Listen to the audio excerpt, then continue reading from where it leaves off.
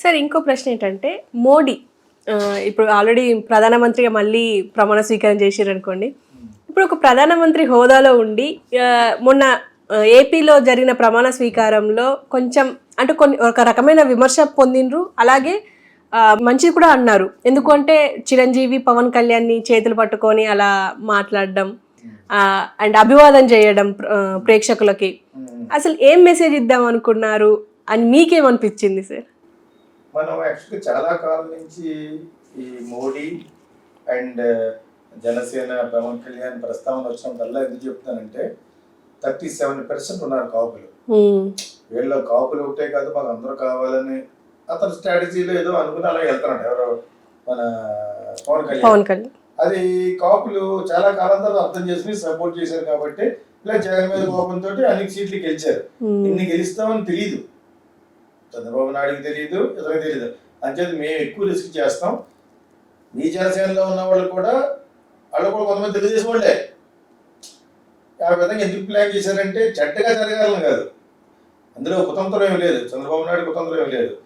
గెలవాలి, తెలుగుదేశం నిలబెట్టినట్టు ప్రతి ఒక్కరు డబ్బులు ఖర్చుకోపెట్టమని అడిగే స్తోమత ఈయనకు ఉంది, చంద్రబాబు నాయుడు అనుభవించింది కాబట్టి. సో అక్కడైతే వాళ్ళే తంటలు పడాలి ఎవరు జనసేనలో. సో ఇన్ని ఎందుకున్నాయంటే పోయినసారి ఒక సీటు రాలేదు, మరి అదేవిధంగా ఇతను 23 సీట్లు వచ్చినాయి కదా, వీళ్ళకి ఎందుకంటే మరి అన్ని ఎక్కువ సీట్లు తీస్తున్నారంటే రిస్క్ చేశారు. ఎందుకంటే అక్కడ కుర్రోడు కాబట్టి, ఈయనకంటే కుర్రోడు కాబట్టి పౌరుషం ఉన్నా కూడా అక్కడ ఎదిగేటప్పుడు కొంచెం ఒదగాలనే ఏదో అన్నాడు కదా, ఆ టైప్లో కొంచెం ఒదిగాం. అంటే అందుకని ఎక్కువ సీట్లు ఫస్ట్ అయితే 24, 23 ఇచ్చారు, దాని తర్వాత మళ్ళీ 21 తగ్గించారు. ఓకే, సో ఇవన్నీ జరిగినాయి, అందరూ చూస్తారు, సోషల్ మీడియా పుణ్యం అంట అందరూ చూస్తారు, సీట్లు వచ్చినాయి, అన్ని గెలిచిపోయారు. ఈ యొక్క రిజల్ట్ ఎక్స్పెక్ట్ చేయలేదు ఎవరు. 50% ఇద్దరు కలిసి ఒక 70-60 వస్తాయి, వాళ్ళకి ఒక 60 వస్తాయి అనుకున్నారు ఎవరికి, మన జగన్కి. ఓకే, తారుమారు అయిపోయింది అతని మీద ఉన్న హేట్ రేట్ వల్ల. ఆ 11 కూడా గెలవకూడదు, యాక్చువల్గా 0 వచ్చేయాలి. అతను పనికిరాడు, ఇంకా చీఫ్ మినిస్టర్ అవడానికి, పాలిటిక్స్ లో అడ్మినిస్ట్రేట్ చేయడానికి పనికిరాడు. నేర్చుకోవాలి. రాహుల్ గాంధీ కూడా అలా అన్నాం మేము, నేర్చుకున్నాడు తర్వాత. ఓకే, ఒక 6-7 పెట్టుకుని ఫస్ట్ లో అయితే సోనియా గాంధీకి కూడా నాకు అప్పటి చెప్పాడు, నాకు పోయకున్నారు కానీ నేను ఆయనతో కూడా కలిసాను ఢిల్లీలో. హిందీ నేర్చుకోవాలట సోనియా గాంధీకి. మరి రాదు, వేరే కంట్రీ ఆవిడ కదా, చేత అందులో అమృత పటేల్ కూడా నేర్పివాడు. ఆ విధంగా ఇతనికి హిందీ వెళ్ళి వచ్చి కానీ డల్ ఫెలో ఎవరో రాహుల్ గాంధీ ఇప్పుడు యాక్టివ్ చేసి నువ్వు మామూలు డ్రెస్సులు కూడా వేసుకొని కొంచెం యంగానే ఉండు అని చెప్పేసి నీ బాటల్లో మనం ప్రూవ్ చేసుకోవాలని సబ్జెక్ట్ చెప్పారు. ఆ విధంగా జగన్ కూడా సబ్జెక్ట్ నేర్చుకుంటే తప్పితే నెక్స్ట్ పనికి రాడు. వాళ్ళ ఫ్యామిలీలో ఉన్న దేవుడి బిడ్డలు ఎవరో కూడా పనికిరాదు. ఎన్ని పక్కన పెట్టండి, దేవుడి బిడ్డ ఆ బిడ్డ అని వినేసి చిరాకు వచ్చేసింది. వాళ్ళన్నీ పక్కన పెట్టండి, అది జరగదు ఇక్కడ ఆంధ్రప్రదేశ్లో. ఓకే, పాలకే జరగలేదు, కేఏ పాలు. ఓకేనా, అంటే ఇన్ని పక్కన పెట్టండి. వైఎస్ రాజశేఖర్ ఎప్పుడు కూడా రిలీజ్ తెచ్చుకోడు కదా, ఇండైరెక్ట్ గా తప్పుకుంటాను ట్రై చేశాడు, పైకి వెళ్ళిపోయాడు. వెంకటేశ్వరని ఆ 7 కోట్లే ఉన్నాయో 14 కోట్ల మీరు ఎవరు చూపించారని అందులో సగం క్రిస్టియన్ మిషనరీ హాస్పిటల్కి ఇచ్చాడు. ఇలాగ ఇస్తున్నా పోతామని చంద్రబాబు నాయుడు అసెంబ్లీలో అన్నాడు, ఇంకా ఉన్నాయి చూసుకోవచ్చు కదా. You're going against Lord Venkateshwara, దెబ్బ అయిపోతావు అని ఏం మాట్లాడు. ఆ మాట్లాడితే అంతకే పోయాడో ఇంకెందుకు పోయాడు, ఊరిని ఎందుకు పోతాను చెప్పండి. ఏడుకొండల వెంకటేశ్వర స్వామి వరకు కామెంట్ చేసిన ఎవరు లేరు. అదేవిధంగా జీసస్ క్రైస్ట్ గురించి కూడా ఎవరు కామెంట్ చేయరు, ఇంకా వాళ్ళే చేస్తారు. వాళ్ళ దేశంలో ఉన్న జెరూసలంలోనే they are against Jesus Christ, అది పెద్ద జోక్ అది. అదే చూడక.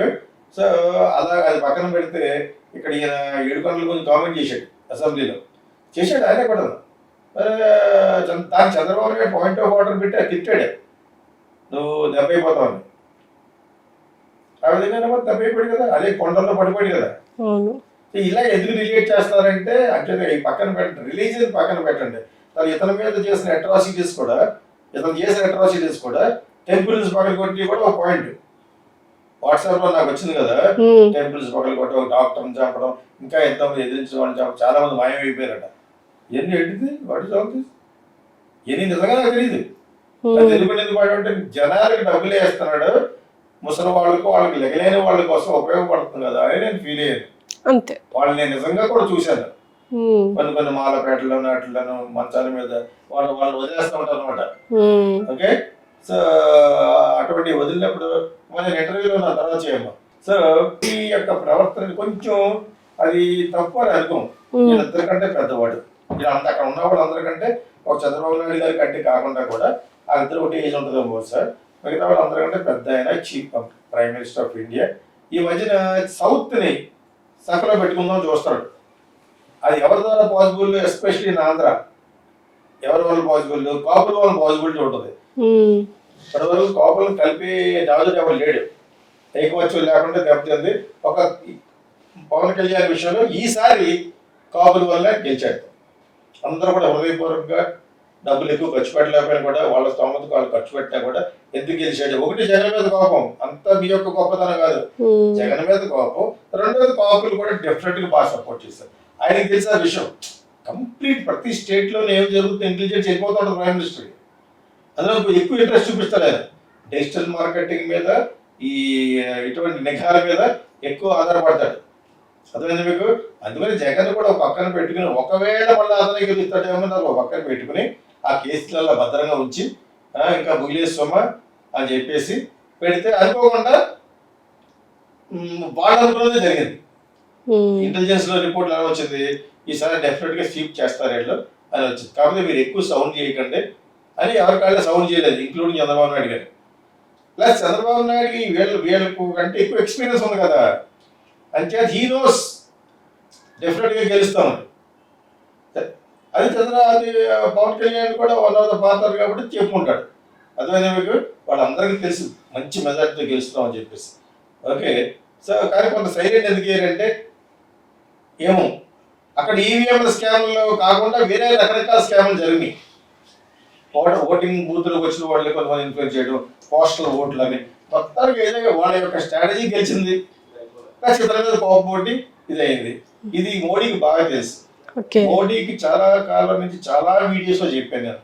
ఒకప్పుడు చంద్రబాబు నాయుడు మోడీకి హెల్ప్ చేయలేదు, అటల్ బిహారీ వాజ్పేయి గారు ఉన్న టైంలో. అవి ఈయన ఎన్డీఏ చైర్మన్ అక్కడ. అది మనసులో పెట్టుకుని మోడీ ఇతను హేట్ చేస్తారు. ప్లస్ వీళ్ళకి ఉన్నది 4% కన్మస్. ఏదో విధంగా తెలుగుదేశాన్ని లేకుండా చేయడం అనేది మోడీ యొక్క అభిలాష. ఇక్కడేంటి నెక్స్ట్ జనరేషన్ లో వాళ్ళ కొడుకుని కాకుండా ఇతన్ని ప్రమోట్ చేస్తాడు పవన్ కళ్యాణ్. మీరు తమ్ముడు బాగులోడు కాదు, చాలా ఇది ఒక తుఫాను, ఒక సునామీ అని ఎందుకంటాడంటే ఈ సపోర్టింగ్ ఆటోమేటిక్ గా 37% కాపులకి ఇప్పుడు మోడీ అంటే ఇష్టపడిపోయాడా, వీళ్ళంతా చేతుల్లో పైకి ఎత్తాడా, ఆయన ఖాళీ నుంచున్నాడు. ఎవరో చంద్రబాబు నాయుడు గారు ఆ ఫోటోలో చూడండి, ఆ వీడియోలో చూస్తే ఆయన తెలుసు. నేను మొన్న జైల్లో పెట్టింది వాళ్ళు కాదండి, చంద్రబాబు నాయుడు గారు జైల్లో పెట్టింది వాళ్ళే. వాళ్ళు జగన్ కేసీఆర్ అందరూ కలిసి చేసిన గూడు పుట్టాలి. అయినా కూడా మళ్ళీ ఈ నెల్లి అక్కడ ఎందుకు కలిసండి? ఇంక అవసరం బంగారు పళ్ళానికైనా గోడ చేరు అవసరం నిలబడాలంటే. ఆ విధంగా చంద్రబాబు నాయుడు ఈసారి చాలా చాలా భరించాడు. భరించినవాడు ధనుడు, ఎప్పుడు కూడా పడ్డవాడు ఎప్పుడైనా చెడ్డవాడు కాదు. వాళ్ళు లభిస్తారు. అవన్నీ కూడా వర్కౌట్ అయినాయి. ఫస్ట్ టైం కాదు కదండి చంద్రబాబు నాయుడు, ఇది 3rd టైం. అదే దెబ్బతిన్నాడు కాబట్టి పవన్ కళ్యాణ్ వాళ్ళగా ఆ విధంగా కాకుండా ఒక రేంజ్ లో వెళ్ళగాడు. ఈయన కూడా ఒక రేంజ్ లో ఇది తప్పిపోయాడు, రూల్స్ తప్పి మాట్లాడేశాడు. నిన్ను చంపేస్తే ఏం చేస్తావు అని జగన్ అది అన్నాడు. అవి అలా అనకూడదు. అది కూడా లాస్ట్ లో, అంత ముందు వరకు చాలా ఓర్పుతో ఉన్నాడు. నేను అన్ని గమనిస్తాను యాక్చువల్గా.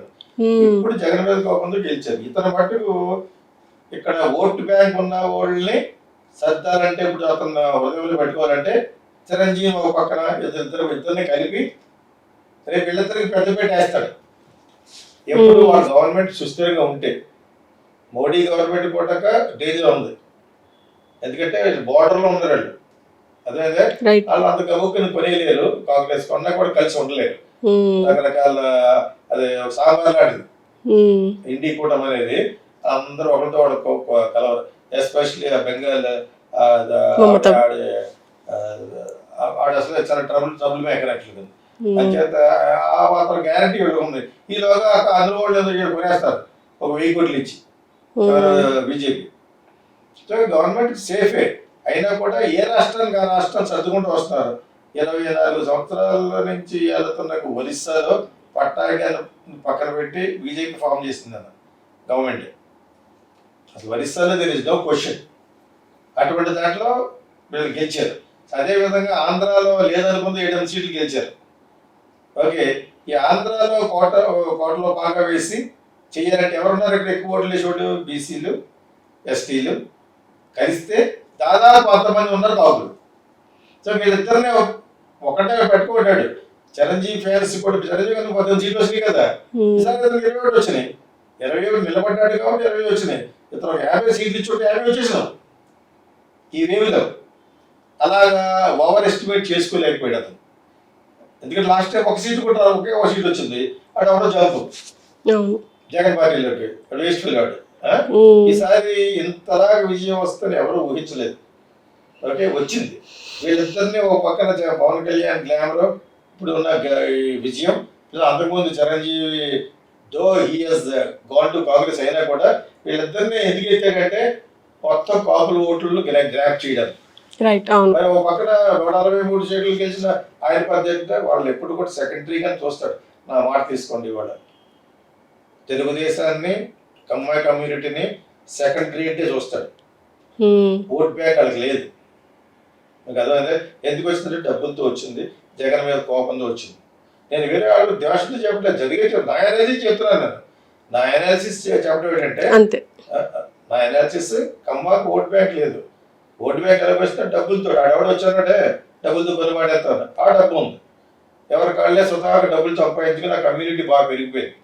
ఓకే, అది ఒకటి ప్లస్ పాయింట్ అంతే. ఇంకేమన్నా ప్లస్ పాయింట్. ఓట్లు వేసి వాళ్ళు లేరు. ఓట్లు వేసి వాళ్ళు ఎక్కడ ఎక్కువ ఉన్నారు? ఇక్కడే ఉన్నారు. ఎవడైనా నాతో డిబేట్ దగ్గర కంప్లీట్ డిబేట్ కాపు వస్తే ఎక్కువ ఓటు ఉంది, ప్లస్ ఎస్టీలని సర్దాలంటే త్రూ పవన్ కళ్యాణ్ సర్దగలరు. మోడీ చెప్తే నమ్మగాడు అంటే మోడీ రిజర్వేషన్ లేదు, మైనారిటీ క్యాస్ట్ ముస్లింస్ డైరెక్ట్ గా అనేసాడు. అలా అనకూడదు. డైరెక్ట్ గా ముస్లింస్ కి నేను రిజర్వేషన్ ఎందుకు అంటారు? వాళ్ళు అన్నది మైనారిటీ. ఇండియాలో 134-140 కోట్ల 30 కోట్ల మంది ముస్లింస్. ఫర్ ఇన్ఫర్మేషన్, నువ్వు అంత గబుక్కుని కాదనుకోకూడదు. అన్లస్ రేపు పొద్దుట ఒకేసారి ఓట్లు జరుగుతాయి, ఒకేసారి ఎలక్షన్ జరుగుతాయి. ఇటువంటిది ఏమన్నా రాజ్యాంగాన్ని మార్చేస్తే తప్ప రాజ్యాంగాన్ని మార్చే అంత మెజారిటీ లేదు వాళ్ళకి. స్లోగా బిల్డప్ చేస్తారు. ఇప్పుడు ముందు గవర్నమెంట్ ఫామ్ చేశారు, లేకపోతే అందులో వాళ్ళకి ఫిట్టింగ్ పెట్టే వాళ్ళ పని. అమిత్ షాను ఆయన పని ఏంటంటే వాళ్ళు గొడవలు పెడతారు. పెట్టేసి ఆ ఇండియా కూటమిని బ్రేక్ చేసేస్తారు. బ్రేక్ చేసేసి మన రాహుల్ గాంధీ అప్పుడు ఉండిపోతాడు. అర్థమైందా? ఇంకా అది ఎప్పుడు కలవదు. These called divide and rule, విభజించి పాలించుట. అది బాగా తెలుసు. ఇక తమిళిసైని అతను తమిళిసైని వార్నింగ్ ఇవ్వబోయారు అనేది ఏమనుకున్నాడు అతను? సౌత్ ఇండియా ఇది, నార్త్ ఇండియా కాదు. నువ్వు వచ్చి గుజరాత్ లో డెవలప్ చేసుకుంటావు, అక్కడ చేసుకుంటావు, ఇక్కడ చేసుకుంటావు. ఆంధ్ర ఒక విగ్రహం కడతాం 3,500 కోట్లు పెట్టి. అంటే నిజంగానే ఇచ్చారంటారా వార్నింగ్ లాగా మాట్లాడారు? అలా ఎందుకు మాట్లాడతాడు? చాలా సీరియస్ గా మాట్లాడినట్టు. అక్కడ ఒక చోట చెల్లిపు అన్నామలతో ఎందుకు నీకు అన్నామలేని కొట్టాడు కదా, డిఫరెన్సెస్ అన్నిటి గురించి పెడతాడు. ఏదో ఏంటిది ఇలా చేసావు అని చెప్పేసి అలా అనకూడదు. అయితే అన్నాడు, అదేమన్నాడు, ఇంకోటి ఏదో అన్నాడు అని ఉంటాడు. మొత్తానికి ఆ అమ్మాయితో ఆవిడతోటి she suppose to one of the very good doctor. ఆవిడని ఇన్సల్టింగ్ మాట్లాడినట్టుగా మనకి విజువల్స్ చెప్తున్నాయి. దానికి కారణాలు సోషల్ మీడియాలో మనం ఎదుగుతాం కాబట్టి, ఒకటి తమిళనాడు ఘోర ఓటమి వాళ్ళైంది. అన్నామలై కూడా వెళ్ళలేదు పాపం. మధ్యలో వచ్చాడు ఐపీఎస్ ఆఫీసర్, నాలెడ్జబుల్ పర్సన్. అతను ఫైనల్ గా డిఎంపీ వాళ్ళు ఏమైనా పెట్టాడు పేరు మెంటల్ అని పెట్టాడు. అంత బాగా ఆన్సర్ చేసేవాడికి మెంటల్ అన్నామలై అని పెట్టారు. మొత్తానికి ఇద్దరు కలిసి చెడగొట్టేశారు. చెడగొట్టు Tamil Nadu is not that easy. It is not in easy job for other national party to come and rule. GK Moopanar లాంటి పెద్ద పెద్ద లీడర్స్ కాంగ్రెస్ పెట్టలేకపోయారు అక్కడ. అదే మీకు కాంగ్రెస్ ఎప్పటి నుంచో ఉంది అది అక్కడ. అటువంటి మనం వెళ్ళిపోయి తమిళనాడులో not easy job in Tamil Nadu. తమిళనాడులో ఎక్కువ మంది ద్రవిడియన్స్, దేవుని నమ్మే వాళ్ళు, క్రిస్టియన్స్, కొత్త సాంబార్ వాళ్ళ మాట అంటారు. డిఎంకే మాట కానీ వాళ్ళు పని చేయవలసింది. వీళ్ళ స్వార్థం పెరిగిపోయి బీజేపీ ఇండిపెండెంట్గా వెళ్ళిపోయింది. తమిళనాడు ఇండిపెండెంట్గా వెళ్ళకుండా ఏ డిఎంకేని ఎడగొట్టేసి నాశనం చేశారు దాన్ని. ఏఐడిఎంకే అంటే జయలలిత పార్టీ, ఆ పార్టీ వాళ్ళు అలాగే ఇంటాక్ట్ గా ఉంచి వాళ్ళతో కోయిలేషన్ అయ్యి వీళ్ళు ఉంటే గెలిచుంటారు, కనీసం 7 సీట్లు వచ్చింది. అది పొరపాటు చేశారు. వీళ్ళకి ఓవర్ కాన్ఫిడెన్స్ పెరిగిపోయింది బికాస్ ఆఫ్ అన్నమలై. ఓకే 17 సీట్లు గెలుస్తావు, అడవై నువ్వు ఎంత గొప్పగా మాట్లాడినా నువ్వు ఒక్కడు గొప్ప, నీ అంత గొప్పవాడు ఓటర్స్ కాదు.